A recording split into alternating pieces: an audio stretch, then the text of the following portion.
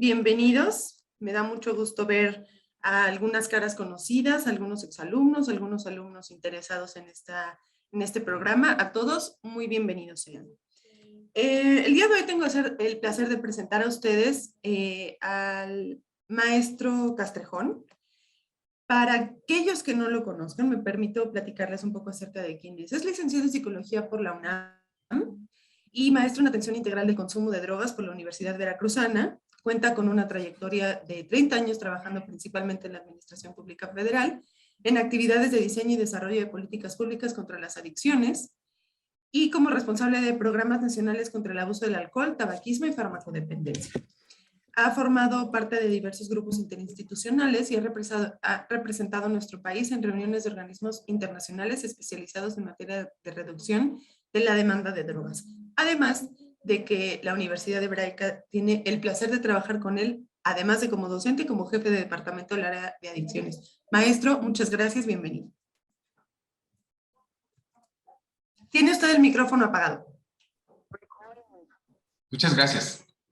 Quiero darles la bienvenida a profesionales muy distinguidos que nos acompañan, alumnos muy queridos de nuestra universidad, destacados profesionales de diferentes ámbitos. Aquí ya están en el chat haciéndose presentes con los saludos desde Baja California, desde Argentina, nuestro amigo Esteban Ramírez, que es presidente de la Red Nacional de Centros de Prevención, Javier, Eduardo, Isabel, Jenny, hasta Miami, en diferentes lugares. Qué hermoso que estamos aquí esta tarde.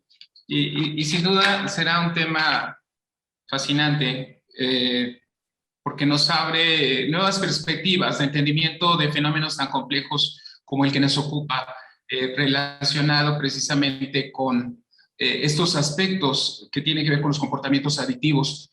La psicotraumatología y las adicciones coinciden, me parece, en algunos aspectos relevantes, y en el campo de las adicciones nos abre nuevos campos de entendimiento que nos facilitan la prevención y el tratamiento. Por eso creo que es importante que abordemos esta tarde este tema, reflexionemos, y los invitamos a que hagan preguntas a través de chat. En su momento la maestra Selonga coordinará esta parte de las preguntas, e incluso ojalá que nos dé tiempo para hacer algunas participaciones de manera directa. Espero que esta tarde entonces pueda ser de utilidad, y saludos a Mexicali, saludos a Hidalgo, que nos acompañan desde los CCH, de la coordinación de CCH, también bienvenidos. Sí. Perdón, maestro. Justamente antes de ya poder comenzar con la presentación como tal, quisiera hacer del conocimiento de todos los que nos acompañan que estaremos dando un breve momento para las preguntas, es más o menos unos 10 minutitos antes de que termine la sesión. Las pueden ir dejando en el chat. Al final las estaremos leyendo, el maestro Castrejón se las estará respondiendo. Y antes de que empiece la sesión, la ronda de preguntas las respuestas del maestro Castrejón, les estaremos platicando acerca de nuestro programa, fechas de inicio, becas, etcétera, y van a poder tomar nota acerca de cuál es el método para que ustedes puedan inscribirse. ¿De acuerdo? Entonces, discúlpeme, maestro, ahora sí, tiene usted toda la palabra. Muchas gracias. Comparto presentación y si me dice, maestra, si tenemos ahí la presentación. Así es. Bien, todos estamos conmocionados en estos días después de haber escuchado esta noticia. Parece que 19 niños y 2 maestros vieron en un hecho que lamentablemente tiende a repetirse cada vez más, no solamente en Estados Unidos. Hemos tenido casos en México y en otros países. Y aquí está Salvador Ramos, un adolescente de 18 años, que justo había comprado rifles de asalto. Y hoy la sociedad se pregunta si es un tema de negligencia que un joven de 18 años pueda comprar este tipo de armamentos. Será un tema que se va a discutir. Sin embargo, lo que no se ha discutido es esta historia que parece que hoy revela el Washington Post, de los antecedentes y de la historia que relatan amigos cercanos de Salvador. Vale la pena esta tarde reflexionarlo y viene muy al tono con el tema que nos ocupa. Dicen sus amigos que este joven Salvador Ramos era un joven solitario, víctima del bullying desde su infancia, tenía un impedimento para hablar, tartamudeaba. Decía que tenía actitudes violentas. Los amigos relatan que en alguna ocasión iba disparando algún tipo de balas de estas de juguete a las personas en la calle. Él había sido víctima desde pequeño de acoso, de maltrato, tanto en las redes como en la escuela. Otros chicos relatan que él era muy simpático, que era muy noble, de buen corazón, pero sin embargo era como muy solitario en ese sentido. No era muy sociable, era algo tímido, tartamudeaba y no se sentía cómodo en la escuela. Un amigo de él relata que lo vio con una serie de cortes en la cara y que le preguntó y le dijo que había sido arañado por un gato. Sin embargo, después confesó que él se había cortado la cara con cuchillos, ya que esto le producía una cierta sensación de placer. Se revela también en esta historia que este joven tenía una relación muy conflictiva con la madre consumía drogas, en algún momento publicó videos en un Instagram en que llamaba a su madre puta y que lo quería echar, le gritaba, tenía conflictos, se peleaban, era muy agresiva y esto llevó a que tuviera que vivir con la abuela.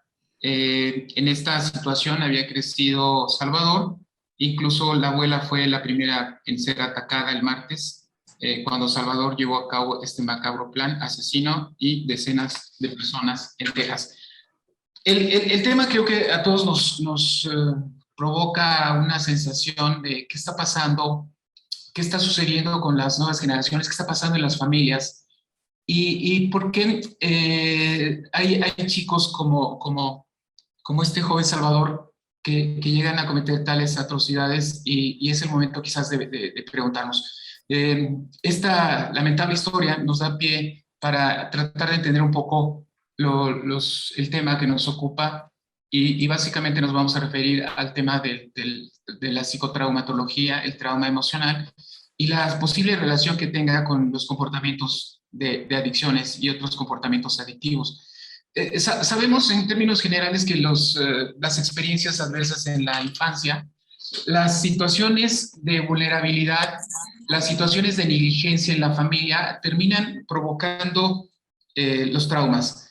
Estos aspectos han sido estudiados y se han identificado básicamente estos puntos que estoy anotando aquí y ustedes van a encontrar en la historia de Salvador algunas coincidencias, ¿no? El abuso físico, la negligencia emocional, abuso sexual, el maltrato, el abuso de sustancias en el hogar, enfermedades mentales en el hogar, separación, divorcio, encarcelamiento. Y si esta lista la aplicáramos en una sociedad como la mexicana, tan llena ahora de violencia, tendríamos que agregar todas estas circunstancias terribles que vemos en las noticias, ¿no? Secuestros, violencia, crimen organizado, descuartizados. No sigo con esta lista de aspectos terribles que van dejando una secuela, sobre todo entre los menores, entre los chicos que viven en estas familias, que van a terminar siendo traumáticos. ¿Cuál será el efecto a largo plazo en el desarrollo de todos estos chicos habrá de tener? Aquí lo tienen. Sabemos que el impacto de las experiencias traumáticas va a determinar no solamente una deficiencia en el desarrollo de algunas áreas cerebrales fundamentales en la parte de control y en la parte de impulsos, en la parte de las emociones, sino que también estas manifestaciones se van a ir observando en una limitación en el desarrollo socioemocional, físico, incluso de estos chicos. Los ámbitos aquí los tienen, desde el desarrollo intelectual, las cogniciones, las relaciones interpersonales, los trastornos de comportamiento, los aspectos emocionales, la salud física, la salud mental. Y estas manifestaciones se van a ir presentando desde las primeras etapas y van a ser muy características en el comportamiento en la comunidad, en las escuelas, dentro de la familia, y básicamente se van a caracterizar por una dificultad en el manejo emocional, en el control de los impulsos, en la pobre regulación, en una expresión sobreestimulada de reacciones que tienen que ver con la violencia, la agresión, pero también con situaciones que tienen que ver con una serie de trastornos que van desde los trastornos de sueño, los trastornos alimenticios, y la lista es bastante grande. El hecho es que los efectos de las experiencias traumáticas se van a observar a lo largo de la vida. Cuando se es adulto, el sentido mismo de la existencia se observará trastocado con una serie de manifestaciones y limitaciones en el desarrollo social, en las creencias, en la salud, en la regulación emocional y en la autopercepción, en la autoestima, etcétera, como huellas que van quedando. Hay un estudio emblemático que se hizo con más de 17,000 personas a lo largo de la vida, el estudio que es sin duda ahora emblemático, el estudio de experiencias adversas en la infancia, se llama, que fue midiendo a lo largo del desarrollo de estos niños cuáles estaban expuestos a estas situaciones de vulnerabilidad y de trauma. Y de esta lista de 11 situaciones se ubicaron 4 como la población que estaba en riesgo, y a lo largo de los años siguientes estuvieron observando que conforme se iba dando el desarrollo, la evolución de estas personas, estos traumas y estas situaciones de trauma iban generando sin duda limitaciones en el desarrollo que se manifestaban en riesgos psicosociales, ahí lo diríamos, durante la adolescencia particularmente, y que a lo largo de las etapas posteriores se iban a manifestar por trastornos mentales muy declarados, por problemáticas de carácter físico, ciertas enfermedades, y esto iba a determinar situaciones de riesgo, desde situaciones de delincuencia, muerte temprana, etc.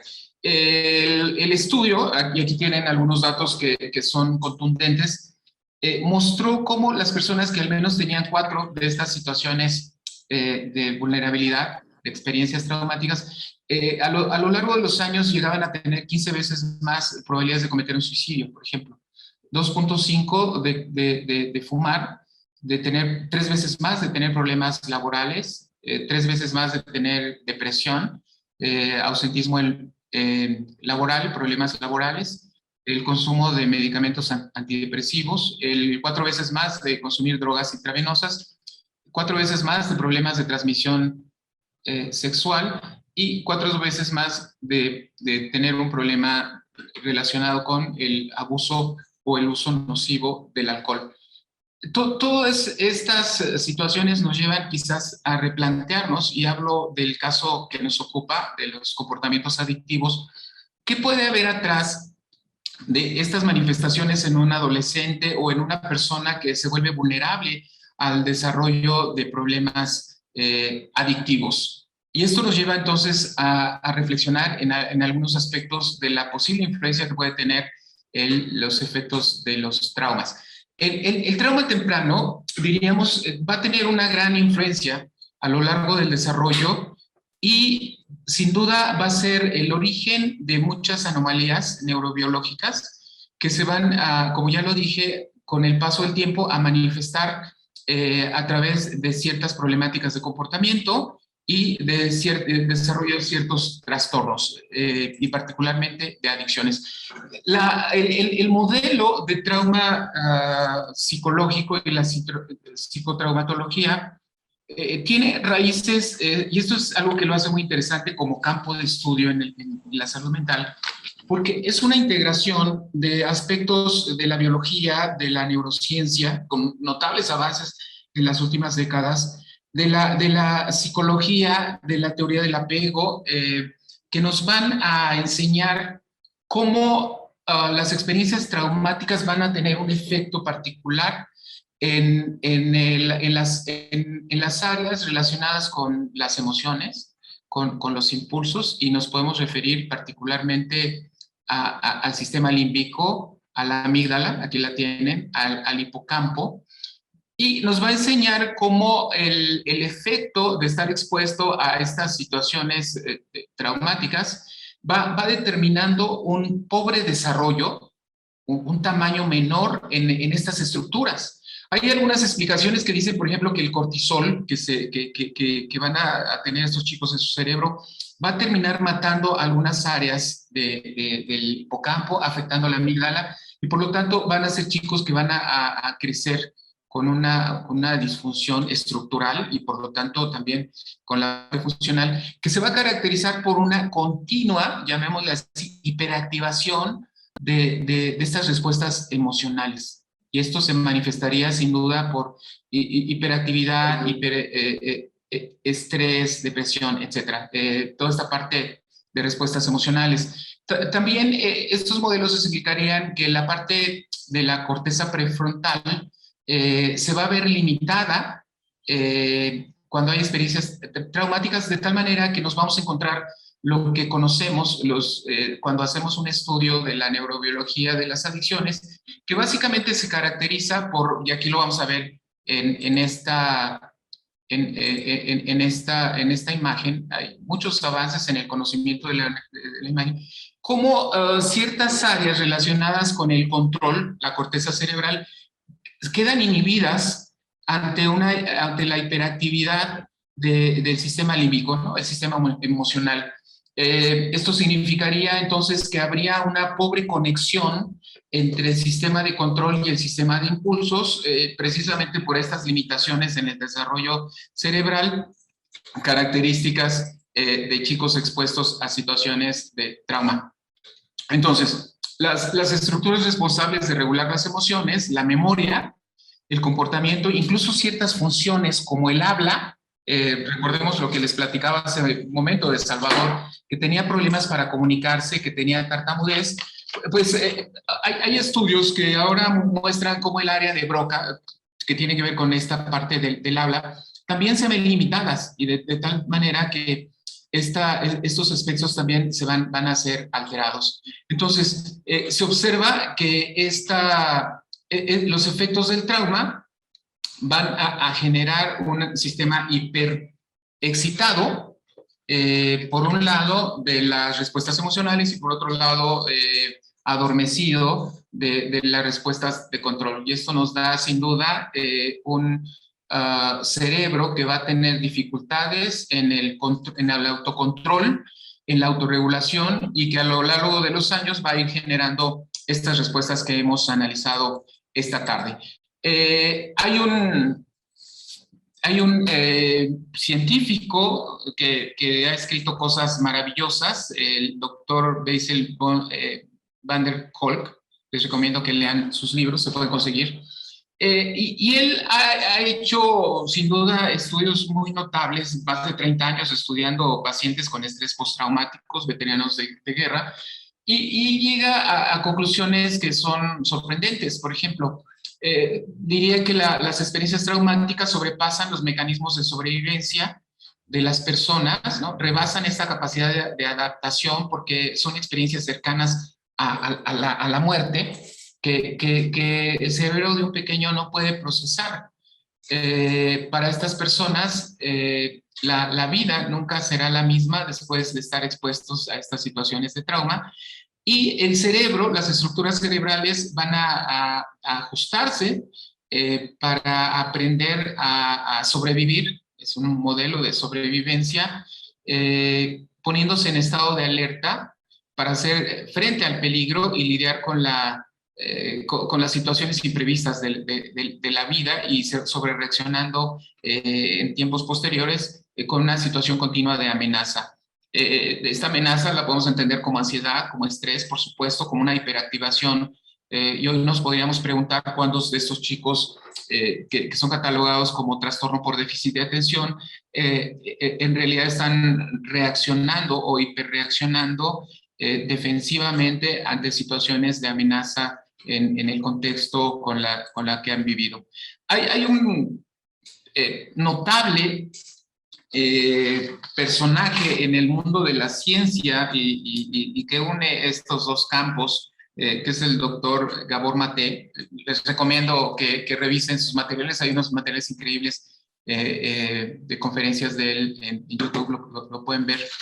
Y él hace justo este clic entre los comportamientos adictivos y las experiencias traumáticas. Y hay conclusiones muy interesantes a las que llega. El trauma, dice, es una herida psíquica, una herida porque queda, es una memoria que queda, es un recuerdo, una memoria de un evento que queda almacenado de manera disfuncional en redes neuronales de memoria, es decir, no queda en una memoria implícita, verbal, ubicada en las áreas que podemos tener de nuestra memoria, sino es una memoria que va a tender a ser repetitiva, que va a tender a tener más bien un correlato más corporal que simbólico, por ejemplo, es un dato interesante, o que verbal. Y en ese sentido, estas heridas te endurecen psicológicamente y luego intervienen con tu capacidad de crecer y desarrollarte. Te duele y ahora estás actuando por dolor. Te induce al miedo y ahora estás actuando por miedo. El trauma no es lo que te sucede, es lo que sucede dentro de ti como resultado de lo que te sucedió. El trauma, para Gabor Maté, es una de esas cicatrices que te hace menos flexible, más rígido, menos sensible y más defensivo en ese sentido.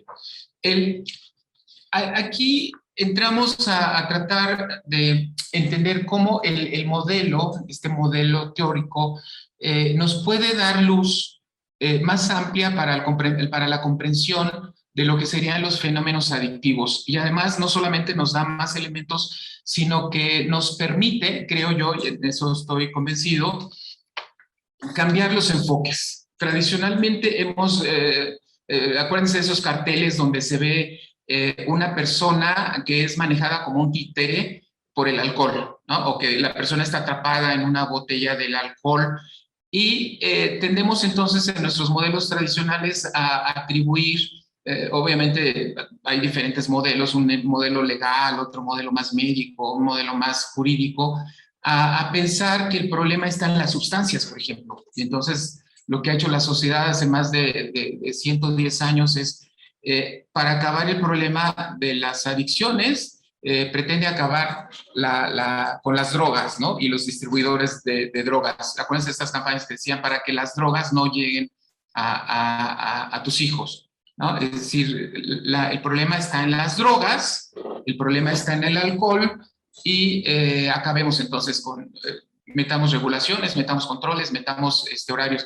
Cuando en realidad este enfoque nos puede cambiar totalmente la explicación de los fenómenos adictivos. Y diríamos entonces que yo recuerdo aquí, y qué bueno que hoy nos acompañan personas que practican el paso 12, son parte de alguna fraternidad, porque ellos frecuentemente plantean de que, por ejemplo, el alcoholismo en Alcohólicos Anónimos es una enfermedad de las emociones. No ubican al alcohol como el problema. Nosotros no tenemos, dicen, un problema en contra del alcohol, porque sabemos que el alcohol no es un problema, porque en el momento en que dejamos el alcohol, si no entramos en un proceso de recuperación, seguimos siendo peores de neuróticos, ¿no? El típico borracho seco, que así lo definen en estas agrupaciones.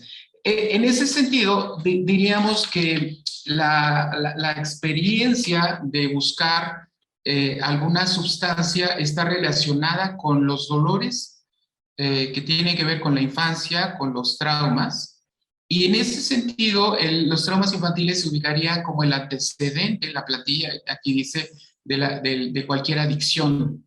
Y en ese sentido habría un concepto muy interesante.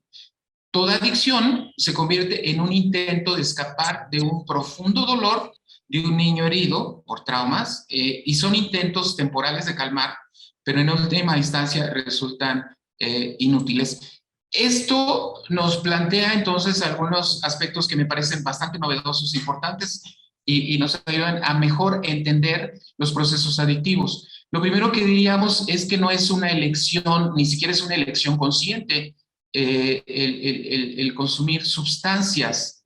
Frecuentemente en las campañas, ustedes véanlo como plantean, deja el alcohol, ya no fumes, ¿no?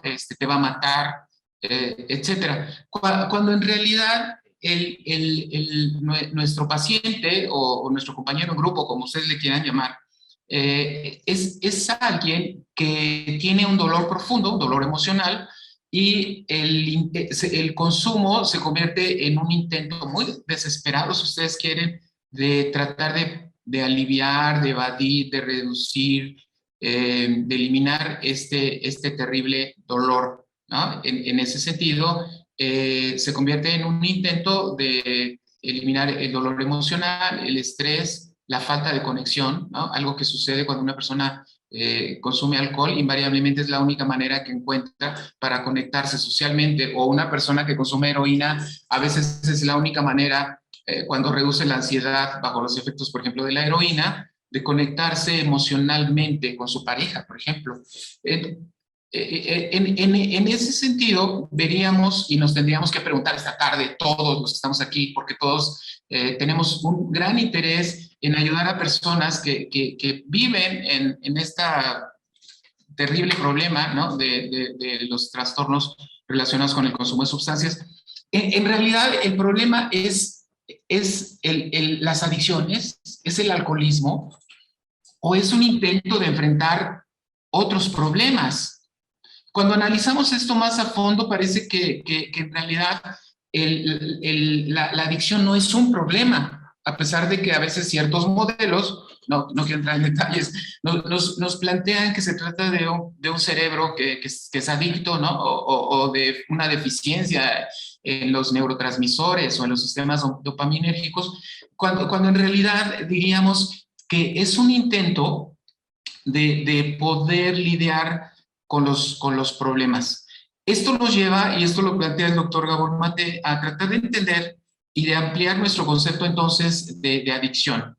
Y el concepto de adicción podría ahora plantearse como cualquier comportamiento que una persona desea de manera incesante, compulsiva, con el que encuentra un alivio temporal o un placer efímero, pero que a la larga termina sufriendo las consecuencias negativas a pesar de que no lo puede cambiar. Esto nos lleva a un planteamiento interesante cuando analizamos la psicotraumatología y el campo de la neurofisiología de las adicciones. Al final están involucrados los mismos circuitos, ¿no? de recompensa, dirían todos estudios del NAIDA, pero también nos vamos a dar cuenta que hay otros sistemas en el enfoque de trauma que intervienen, por ejemplo, los de autorregulación, y que pueden intervenir a favor o en contra de ayudar a nuestros pacientes. Los sistemas de apego y de relaciones también que se forman en las primeras etapas, la teoría polivagal, y ahorita podemos hablar un poquito de eso, se convierte entonces en una comprensión quizás más amplia de lo que puede ser el fenómeno adictivo. Todo ello, como hemos dicho, está anclado al pasado. En ese sentido, una conclusión que tendríamos que plantearnos esta tarde es que el uso problemático de sustancias, primero, sería una manifestación de otro tipo de comportamientos adictivos. Y cuando le vamos sumando esta definición de un intento desesperado por aliviar un dolor, vamos a poder ubicar ahí diferentes comportamientos, por ejemplo, los trastornos alimenticios, por ejemplo, la ludopatía. Vamos a tener una conferencia sobre ludopatía interesante, que una vez los vamos a invitar. Todos estos aspectos que tendrían que ver con las autolesiones, y ahora creo que tendríamos que poner nuestra atención en el uso, ahora ya está definido, si no me equivoco, por el DSM-5, los juegos en línea, por ejemplo, ¿no? O la adicción a las redes sociales. Y ahí les hago una invitación para que revisen es un documental de Netflix que se llama El dilema de las redes sociales. Así, en términos muy sencillos, lo que dicen, entrevistan a los desarrolladores de estas redes y dicen creamos un Frankenstein.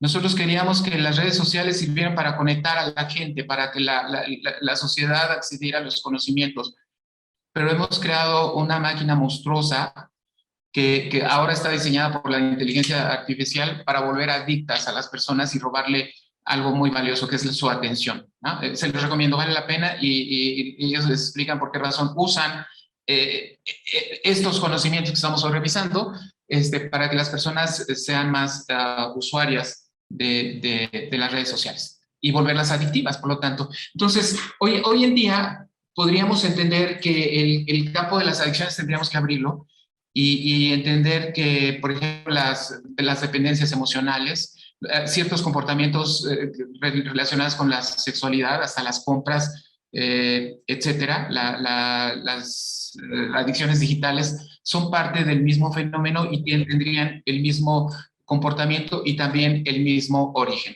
Si es esto, entonces tendríamos que analizar lo que dice también un clásico que también les recomiendo, doctor Bruce Perry, que llega a esta conclusión que me parece que es contundente y categórica. Dice, ustedes pongan a dos niños jóvenes, más o menos a la edad de 12, 13 años, que es cuando se inicia el consumo.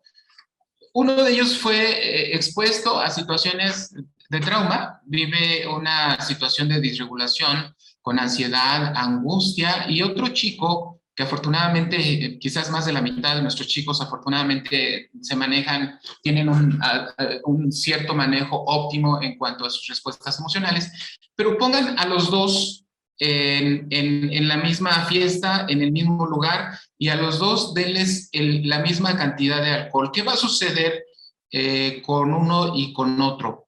El que tiene esta excitación fisiológica, este estrés, va a sentir placer. El otro quizás sienta incomodidad. Y aquí la pregunta que hace el doctor Perry, ¿quién creen de ustedes que se va a volver el chico que va a tender a buscar esta experiencia más seguido, a tratar de intoxicarse, y con el tiempo va a desarrollar estos mecanismos de neuroadaptación que lo van a volver adicto? Por supuesto, la respuesta es muy evidente. Yo he escuchado y he tenido la oportunidad de ir, les puedo asegurar, a miles de reuniones de grupos de ayuda mutua, y he encontrado continuamente este relato. Tenía 13 años, fui a una fiesta con mis amiguitos, me embriagué, y cuando estaba intoxicado sentí una sensación que nunca en la vida había tenido. Una sensación de reírme, antes nunca me reía, de conectarme, de hablar, de poder sentir la conexión con mis amigos, de poder cantar, de poder bailar, de poder ligar, etcétera. En ese momento dije, y lo han dicho textual, yo de aquí soy. Entonces, digamos, este planteamiento que hace el doctor Perry y esta evidencia empírica que nos dicen los grupos nos llevaría a la conclusión quizás de que nuestros modelos de prevención tendrían que ser más selectivos, identificando desde las etapas tempranas a niños como Salvador Ramos, que a veces con un cuestionario muy sencillo de experiencias adversas podíamos identificar chicos que están en vulnerabilidad y trabajar con ellos. Me parece que esta sería una conclusión que me gustaría tener con ustedes en esta charla. Las personas traumatizadas raramente son conscientes del origen de su aislamiento. Aquí es donde entra en juego la terapia. Y un aspecto importante de la psicotraumatología que nos puede enriquecer a quienes trabajamos en el campo de la prevención y el tratamiento es que nos van a enseñar técnicas que permiten a quienes han estado expuestos a estas situaciones, primero identificarlos, por supuesto, técnicas para el manejo, y le vamos a llamar regulación emocional, que algunas de ellas están siendo hoy ubicadas a nivel internacional como prácticas exitosas, es decir, tienen una base científica que ayudan al manejo de este tipo de problemas.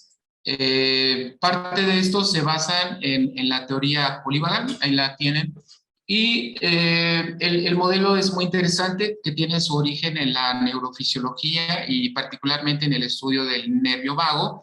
Ustedes saben que cuando hay una respuesta emocional, las respuestas automáticas del sistema nervioso automático se van a manifestar como una respuesta a la sobrevivencia, y esta respuesta puede ser desde una hiperactivación, ¿no? Cuando la actividad provocada por toda esta reacción del cortisol, si ustedes quieren, de la adrenalina, va generando una serie de respuestas que si se van repitiendo, así lo vamos a definir como estrés, sería una hiperactivación. La persona entra en un estado de ansiedad, en un estado de hiperactividad, y si esto va aumentando, puede tener situaciones de violencia, etcétera.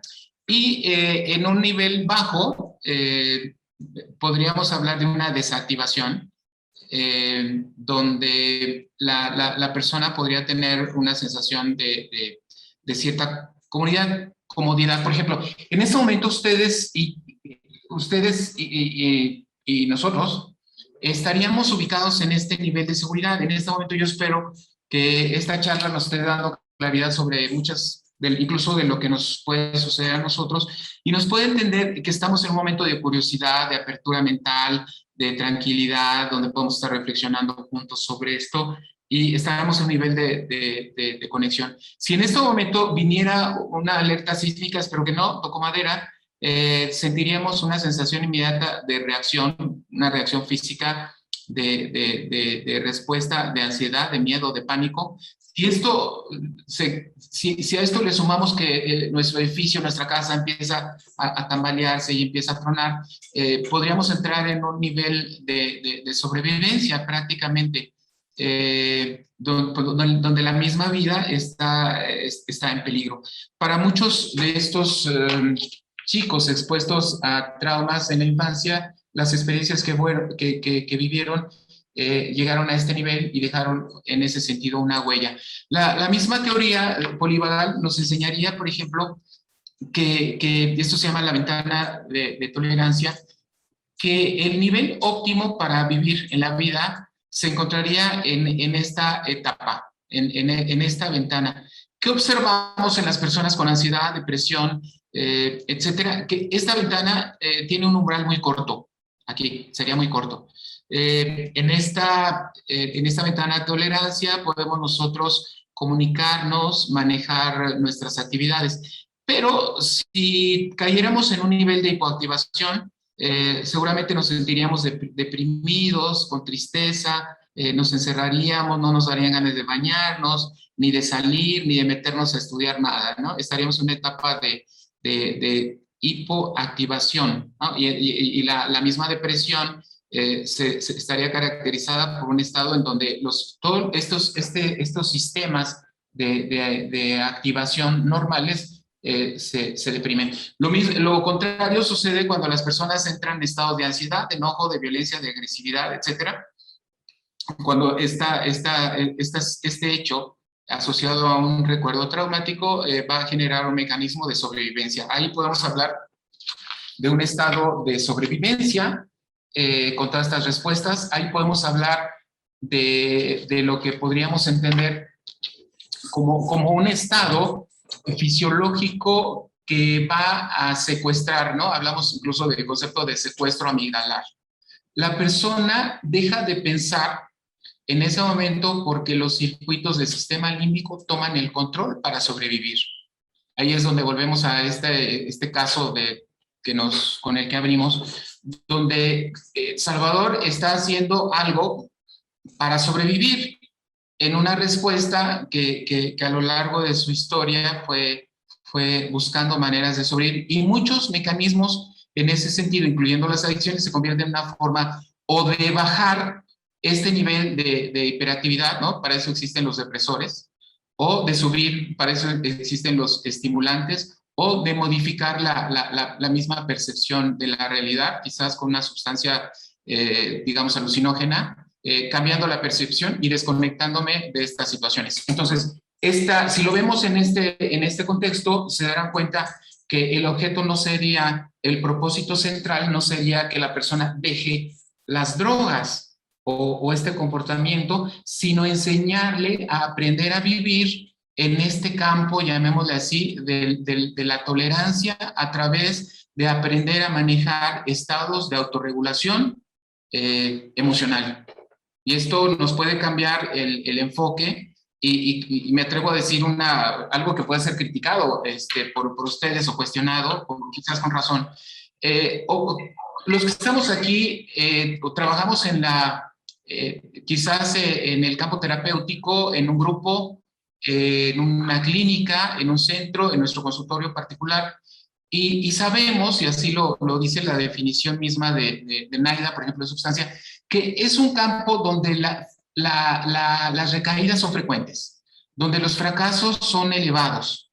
Y aquí nos podemos preguntar, si nos centramos en eliminar la sustancia dentro de los patrones de consumo de la persona, estaríamos cometiendo un error, porque más bien tendríamos que preguntarnos qué tipo de dolor está tratando de aliviar con esta sustancia y qué le damos en vez de los beneficios que tiene la sustancia, ¿no? Porque es obvio que si le quitamos la sustancia lo dejamos en un estado de indefensión, víctima de estos profundos dolores. Me parece que esa sería una segunda conclusión que esta tarde yo quisiera llevarles a ustedes. La recuperación, por lo tanto, en el campo de la psicotraumatología, tendría que ver con procesos de autorregulación, de regulación, y mucho tiene que ver con estos procesos que se denominarían interocepción, que es el conocimiento de nuestras sensaciones sensoriales corporales, antes de empezar a hablar de los orígenes que la causaron. Fíjense bien lo que estoy diciendo. El primer paso en el modelo de trauma sería aprender a identificar lo que siento, dónde lo siento y cómo lo siento. Acuérdense que siempre en estas respuestas va a haber un correlato fisiológico, y entonces ¿qué hacemos en casi la mayoría de los modelos de tratamiento? Enseñarles a nuestros pacientes procesos de autoobservación, ¿no? La autoobservación, es decir, cómo te sientes, qué está pasando, pero en este momento el propósito de esta interocepción es identifico cómo me siento, porque a veces ni siquiera puedo expresar lo que me siento, lo que siento, lo identifico, lo ubico, y en el momento que lo ubico lo puedo cambiar. Y por supuesto no lo voy a cambiar desde la corteza prefrontal, porque ya dijimos que las experiencias traumáticas no tienen no están almacenadas en esta memoria implícita. Tienen otro nivel donde se almacena. Entonces, en el modelo de psicotrauma, saber lo que sentimos es un primer paso. Y cuando nos hacemos conscientes de nuestras sensaciones corporales, podemos empezar a manejarlas. Y esas serían algunas conclusiones. Quiero dejar el espacio entonces para que ustedes pregunten, comenten, hablen de sus experiencias, enriquezcan esta presentación con algunas conclusiones que podemos sacar y que podemos enriquecer nuestro caudal de, digamos, herramientas para la prevención y para el tratamiento. Sabemos que en el enfoque de psicotrauma tendríamos técnicas y procedimientos que nos ayudan a aprender la autorregulación. Que estas herramientas no tienen que ver con lo cognitivo, sino tienen que ver con esa memoria corporal, y que el trabajo que podemos hacer en primera instancia es aprender a desarrollar con herramientas básicas esta parte de control. Este control puede, así como tenemos esta capacidad de destruirnos, ¿no?, con ciertos comportamientos, también podemos restaurar nuestra relación con nosotros mismos y con los demás, por supuesto, y generar un proceso de bienestar. La posibilidad de hablarlo, de expresarlo, de sentirlo, nos da el poder de cambiarlo como primer paso. y, por supuesto, comunicar estas experiencias se convierte como algo importante. Pensemos entonces en la importancia de estas relaciones empáticas que se dan en grupo, que se dan entre el terapeuta y el paciente, donde la comunicación, una comunicación sin juicios, una comunicación empática, yo le diría, nos va a ayudar o le va a ayudar al paciente a definir de entrada lo que siente. Todo esto está... esto que lo estoy relatando está en un libro maravilloso que es como una obra de arte que se llama El cuerpo tiene la palabra, del señor Van der Kolk, que yo les recomiendo que lo lean y si no lo consiguen yo les digo dónde lo pueden conseguir. 3, tenemos la capacidad de regular nuestra propia fisiología, nosotros, incluyendo el utilizar algunas funciones involuntarias del cuerpo, del cerebro, mediante actividades básicas como respirar, movernos y tocar. ¿A qué me refiero? Nuestro sistema, en la teoría polival, tendríamos 2 sistemas, un sistema de activación y otro sistema de freno, llamémosle así, ¿no? El pedal, el freno y el acelerador. En los procesos de regulación implicaría el aprender técnicas corporales, a veces de ejercicios, a veces de cierta estimulación, etcétera, a veces de respirar, quizás, que tienden a activar este sistema, llamémosle así, de frenado de las emociones. Entonces, ahí es donde podemos enriquecer nuestras herramientas terapéuticas con técnicas de autorregulación. Y en ese sentido, cuando cambiamos la relación con nosotros mismos, podemos en ese sentido generar mejores condiciones para este desarrollo, incluso desde pequeños. A ustedes les va a sonar, y esto lo puse para mis compañeros que viven el programa de los 12 pasos, mis amigos, que en realidad cuando analizamos el programa de los 12 pasos, vamos a encontrar que hay experiencias basadas en la vivencia de los 12 pasos que tienen que ver con el manejo de los aspectos traumáticos de la vida. Piensen ustedes en el 4 y 5 paso. El mismo paso 1 y 2 serían un manejo, empezar a manejar estos aspectos, pero particularmente el paso 11, y el paso 11, para los que no lo conocen, se refiere a esta capacidad de usar la meditación y la oración como una parte fundamental de encontrar la paz interior. O el paso 8 como una posibilidad de recuperar a través del perdón y a través de resarcir los daños que causamos para encontrar una nueva relación con quienes hemos herido en algún momento. En ese sentido, parte de lo que se aplica en 12 pasos tendría que ver mucho con este manejo o este reaprendizaje o esta regulación emocional. Por eso creo que tiene mucho valor en ese sentido, y yo me atrevería a decir que mucho de esta dinámica de la conciencia de grupo, de una relación empática, facilita este espacio seguro donde puedo expresar mis sentimientos, catarsis, mis emociones, y sentirnos seguros para poder empezar a procesos terapéuticos. Me parece ahí que podemos aprender mucho los profesionales que trabajamos en otros campos de estas técnicas y estos manejos y de estas técnicas en cuanto al manejo de la autorregulación. ¿Qué requerimos? Y esto es importante porque también aprendemos el modelo de los enfoques de psicotrauma. El especialista en psicotrauma, y me encantaría que todos los que estamos aquí nos adentráramos un poquito en el conocimiento y en el aprendizaje de hecho, se vuelve un especialista en la escucha empática.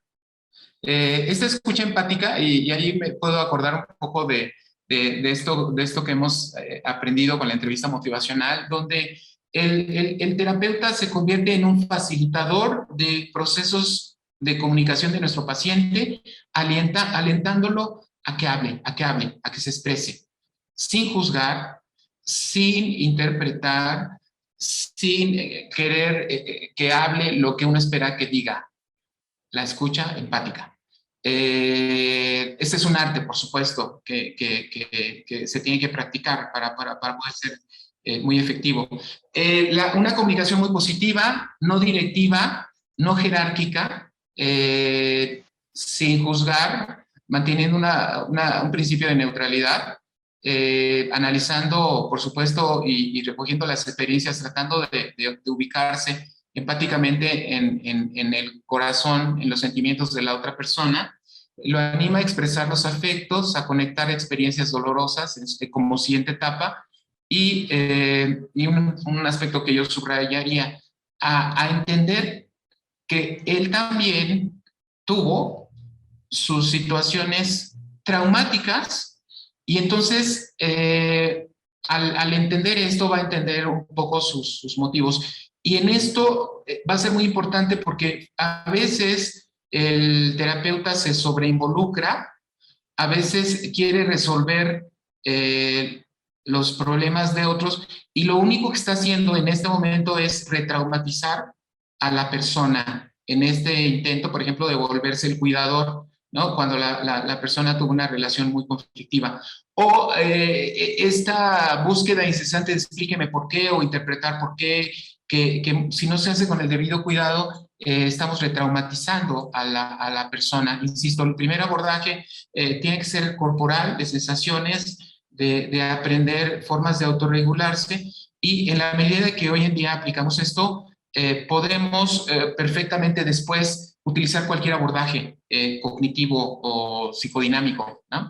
La compasión, la empatía, fundamental, ofrecer la aceptación incondicional. Por eso creo que este modelo nos ayuda a ser muy empáticos, nos ayuda a tener como un mejor acercamiento con nuestro paciente, y quizás esa sea la razón por la cual algunas instituciones fallan, por este manejo jerárquico de la relación paciente-terapéutica, y por eso quizás otras son muy exitosas porque logran hacer esta conexión con esta parte emocional, donde el mismo comportamiento puede ser visto como una respuesta adaptativa de sobrevivencia a estas situaciones traumáticas. Entonces, las técnicas llevarían a enseñar al paciente a distanciarse, a ubicar estas memorias en la historia de su vida, a modular sus efectos, a reconectar con la emoción, y a enseñar a los pacientes un adecuado manejo de las sensaciones, de las emociones, y por lo tanto a responder de otra manera ante las mismas situaciones que hasta antes um,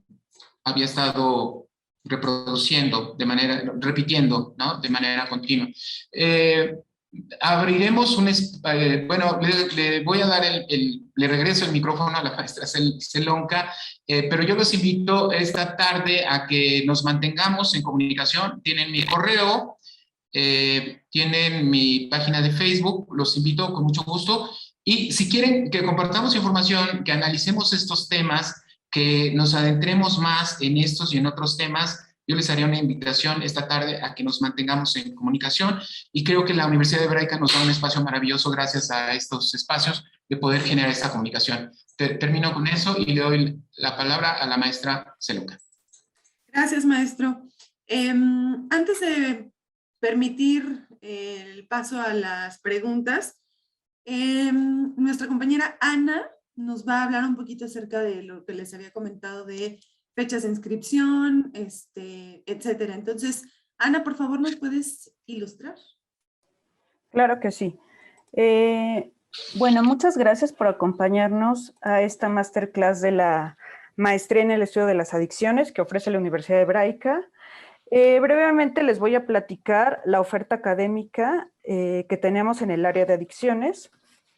La universidad cuenta con esta maestría en el estudio de las adicciones, que tiene dos opciones de especialización.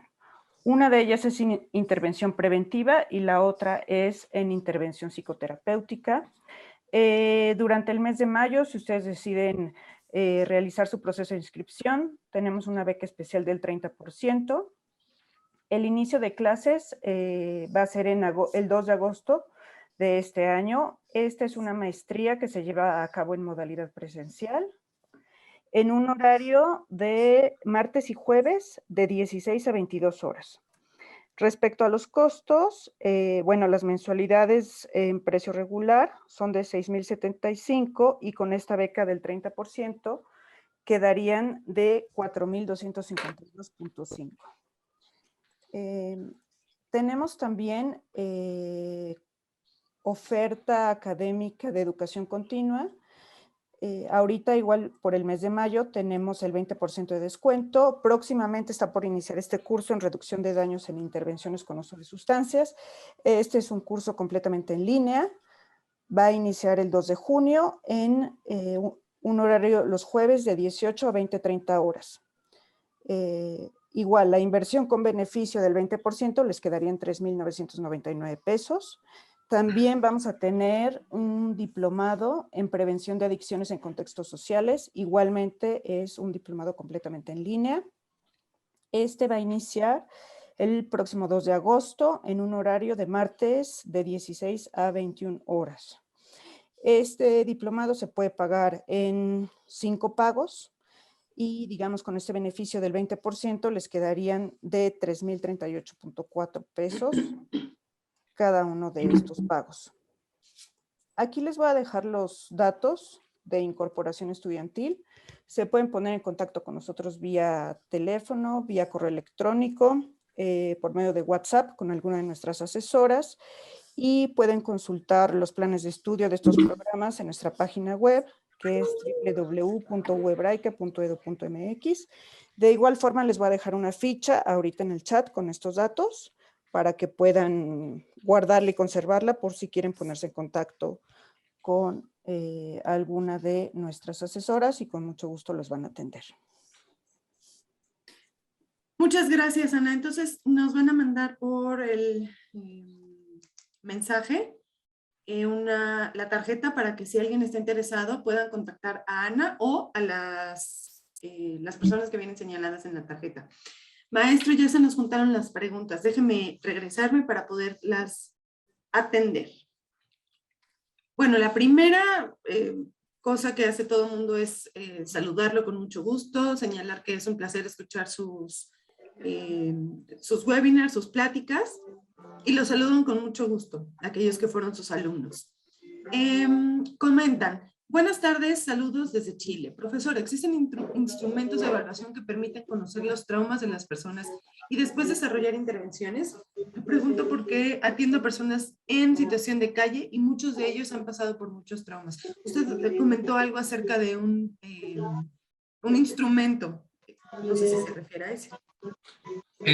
Sí, efectivamente, y usted toca un tema muy, muy hermoso, porque si hay técnicas para trabajar con poblaciones vulnerables, y usted lo hace, lo cual lo felicito porque pocos profesionales tienen como ese gran corazón que usted tiene. Y hay técnicas y hay instrumentos y hay materiales muy interesantes y hay cursos y hay materiales que pueden ser. Yo le invito a que me escriba a mi correo y yo le ofrezco compartirle materiales y estos instrumentos. Se lo ofrezco de todo corazón y lo felicito por este trabajo, y un abrazo hasta Chile. Gracias. Le pedían repetir el nombre del libro, pero para confirmar, el nombre del libro es El cuerpo tiene la palabra.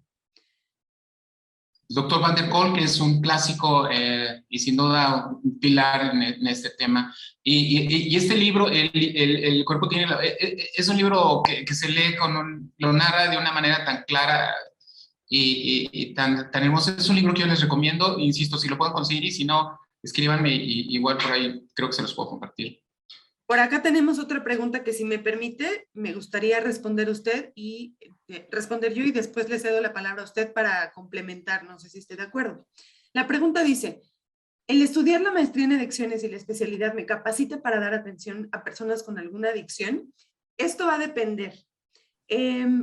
Como mencionó Ana en esta breve información que nos comentó acerca de los programas, tenemos dos especialidades. Una de ellas, digamos, faculta a la gente que ya tiene experiencia, una formación psicoterapéutica, y los profesionaliza en el área de adicciones.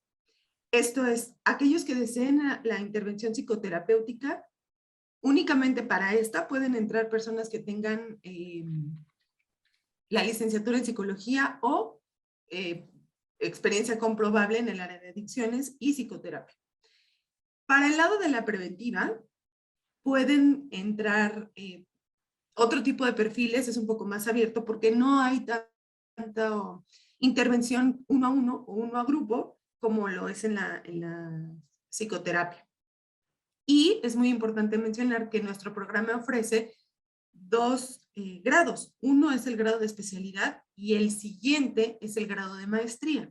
Entonces, para acotar la respuesta y que pueda el maestro Castrejón complementarla, sí capacita para poder dar atención psicoterapéutica a personas con adicciones, siempre y cuando cumplan con el perfil. Maestro, no sé si usted quiere complementar algo. Ese es el propósito de la maestría, y es una maestría que tiene algo muy interesante, y es que la parte teórica se complementa con la práctica, y la práctica significa que hay una serie de horarios para que atiendan pacientes y sean supervisados por el equipo docente que está muy especializado. Lo interesante es que esta supervisión forma parte de la formación, y entiendo que no se cobra parte como en otras formaciones. Y algo muy interesante, son posgrados, dos, una especialidad y dos posgrados en uno, con reconocimiento, creo que no hay muchos en México, de la SEP y de la Secretaría de Salud Federal. Es correcto. Gracias, maestro. Continúa leyendo las preguntas. Lo felicitan, muy interesante la temática. Para Edith, que estás teniendo más dudas con respecto al tema de ya del programa en sí, sería muy importante que pudieras ponerte en contacto con nosotros y nosotros ya podemos responder tus dudas puntualmente, a lo mejor a través de alguna entrevista. Le agradecen, como siempre, muy educativa y muy interesante la temática. Un placer escucharlo. Con respecto, ¿hacen algún... El doctor Shulem Gabriel pregunta, disfruté el seminario, atiendo a personas privadas de su libertad en el sistema federal y atención particular. No es fácil que las personas acepten su adicción y también tienden al comportamiento suicida. Tengo la especialidad en suicidología y no es sencillo. ¿Tienen temarios, tienen seminarios en psicotrauma y adicciones o solo en adicciones y prevención? Sería un buen sería un buen elemento preparar un curso en psicotrauma con usted, profesor. Sería muy interesante para toda la gente que el día de hoy nos acompaña. El tema que introduce el doctor Shulem es muy interesante y es un gran reto, porque pensemos que las personas que están privadas de su libertad se encuentran en un lugar traumatizante, de hecho, y es un hecho que en estos centros de readaptación, es el nombre formal, las personas están expuestas a muchas situaciones menos de readaptación. Y en la práctica son lugares, por ejemplo, donde se consiguen sustancias, alcohol y muchas cosas, incluso a un precio menor. Yo he platicado con algunos directores de estos centros y me han dicho, es que en el momento que quitamos las drogas y quitamos el alcohol y quitamos estas cosas, todos, hay un motín y con muertos. Entonces se entiende en esta lógica que el consumo de alcohol allá adentro, el consumo de sustancias, etcétera, se convierte en una especie de manejo de esta tensión emocional. Y por supuesto, si nosotros, doctor, llegamos a un centro de este tipo a abordar el problema de las adicciones, aunque así lo marca la ley, nuestro programa va a ser muy impopular. Y le digo porque conozco varias personas que tienen programas en estos centros y cuando lo hacen de manera voluntaria, el número de participantes que van es mínimo. Y a veces, curiosamente, los que no tienen grandes problemas. El abordaje de psicotrauma quizás nos permita, doctor, un abordaje indirecto donde vamos a abordar estos aspectos de estrés, estos aspectos que tienen que ver con los aspectos emocionales, y le comentaré que hay algunas organizaciones que están trabajando con éxito, por ejemplo, yoga dentro de las prisiones. Y entonces el abordaje de psicotrauma nos llevaría a utilizar técnicas, por ejemplo, de respiración, que sería una de las preguntas que por ahí estaba viendo. ¿Qué técnicas tenemos? Técnicas de la atención consciente, mindfulness, técnicas de manejo de la psicocorporalidad. Hay ejercicios tan sencillos como el abrazo de la mariposa, que justo tienen como este propósito de enseñar a autorregular.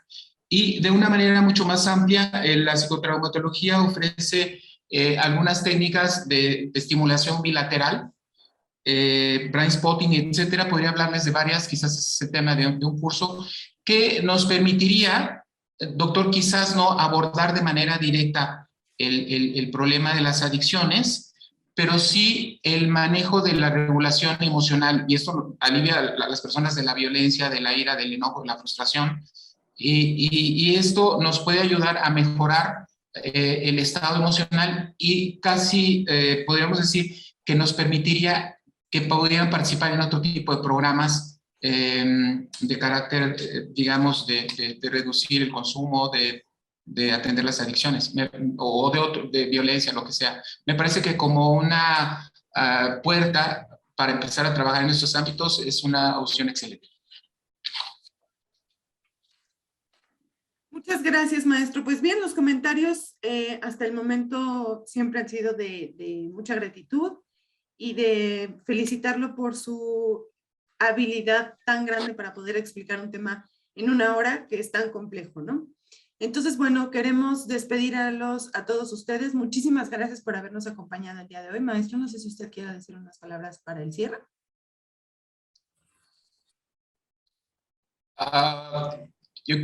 Los queremos invitar porque cada semana vamos a abordar un tema con expertos. La próxima semana, ustedes saben, es el Día Mundial sin fumar, sin tabaco, y vamos a hablar de vapeadores. Si les interesa el tema, los invitamos. Vamos a hablar de ludopatía en 15 días y vamos a tener cada semana un tema. Todos están invitados.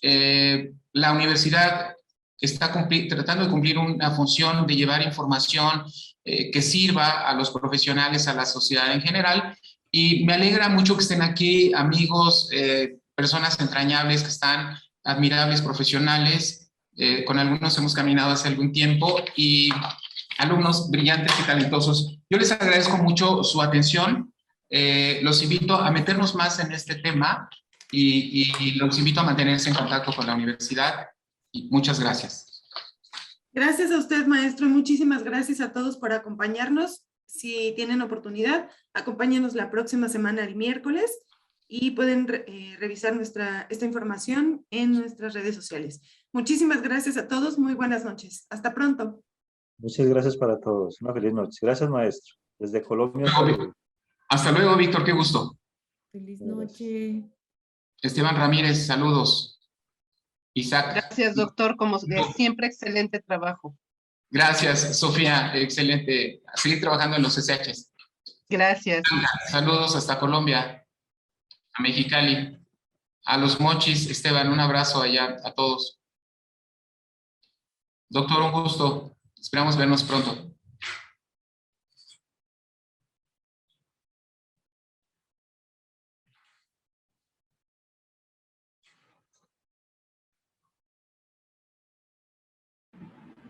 El gusto es mío, doctor Castrejón. Cualquier cosa que necesiten, con gusto les puedo apoyar. En cuestión de suicidio. Mándenos sus datos, por favor. Vamos a estar en contacto con usted, por favor, doctor. Claro que sí, con mucho gusto. Gracias.